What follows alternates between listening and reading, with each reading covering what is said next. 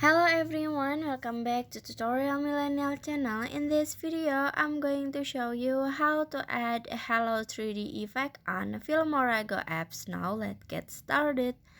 First, open your FilmoraGo apps, and after you add the video that you want to edit, you just click on the effect at the bottom, this one, and then in here you just click on the feature.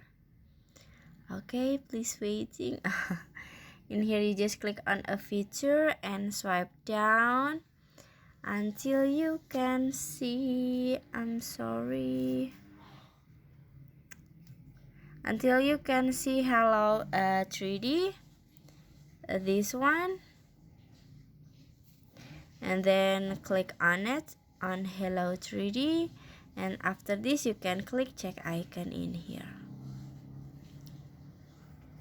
Now you can set the effect until the end of the video and finish. So that's how to add a Hello 3D effect on FilmoraGo apps.